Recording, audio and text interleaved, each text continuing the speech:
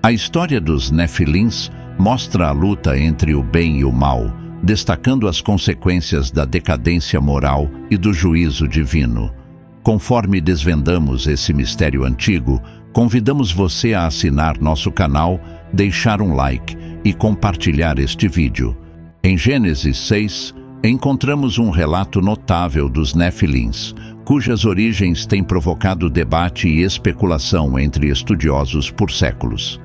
Essas figuras misteriosas são descritas como descendentes da união entre os filhos de Deus e mulheres humanas, que possuíam uma força extraordinária e exerciam grande influência no cenário moral de seu tempo. A presença dos Nefilins na Terra tornou-se sinônimo de maldade e violência, levando à decisão de Deus de purificar o mundo através do grande dilúvio. Sua história serve como advertência, ilustrando as sérias consequências da corrupção moral e da rebelião contra a ordem divina. É difícil acreditar, mas existia uma criatura tão imensa e poderosa que nem Noé e nem a arca poderiam acomodá-la. Quem poderia ser tão poderoso e vasto a ponto de ser excluído pelo próprio Deus? Essa revelação pode alterar completamente sua compreensão da narrativa do dilúvio e da arca de Noé. Hoje vamos explorar a identidade dessa criatura e por que ela foi a única entidade não poupada no julgamento de Deus. Muitos de nós conhecemos a história do dilúvio e da arca de Noé como a destruição de uma humanidade perversa, porém poucos conhecem a verdade oculta dentro desta história. Os Nefilins, seres enigmáticos que não entraram na arca e nem sobreviveram ao dilúvio. A malevolência causada pelos Nefilins foi o catalisador para a decisão de Deus de purificar a humanidade. Segundo relatos bíblicos, os Nefilins eram filhos de anjos caídos que coabitaram com mulheres humanas durante a era de Noé, resultando no nascimento de super-humanos perversos. Os filhos de Deus eram anjos caídos que, assumindo a forma humana, se envolveram com mulheres, as quais consideravam formosas. Esta narrativa é detalhada em Gênesis capítulo 6. Os descendentes não naturais dessas uniões não eram seres comuns.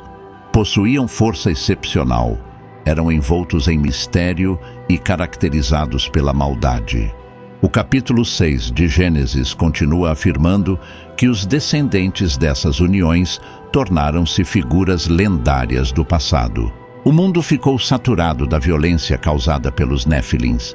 Como resultado, Deus informou a Noé de sua decisão de acabar com tudo, já que a terra estava tomada pela maldade. Ele então decidiu destruir tanto a humanidade quanto a própria terra, lançando sua ira sobre toda a criação.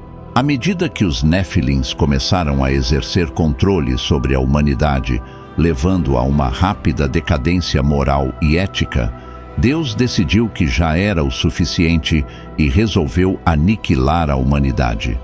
No entanto, ao lado da necessidade de destruição humana, Deus reconheceu a necessidade de preservar todos os animais inocentes que já havia criado. Para realizar isso, Deus escolheu o único representante humano justo, Noé, que se destacava entre a maldade predominante na terra. Noé havia escolhido um caminho de retidão em vez de sucumbir à maldade. Após determinar o escolhido, Deus instruiu-o a construir uma arca e revelou seu plano de trazer a destruição ao mundo através de um dilúvio. A tarefa de Noé era proteger sua família e os animais confiados a ele por Deus. Vale ressaltar que a construção da arca durou 120 anos, um período que poderia ter potencialmente influenciado negativamente o comportamento de Noé. Mas ele escolheu confiar e seguir as instruções fielmente ao longo desses anos. Deus proibiu os Nefilins de entrar na arca, vendo-os como responsáveis pela corrupção generalizada. Quando a chuva estava prestes a começar, animais de todas as espécies entraram na arca, conforme instruído pelo Criador, e posteriormente Noé, sua esposa, seus filhos e noras. Todos os animais entraram aos pares, exatamente como ordenado, e o Senhor selou a arca. A Bíblia relata que todos fora da arca pereceram no dilúvio. As águas subiram e cobriram as montanhas, aniquilando toda criatura viva. Nada foi poupado.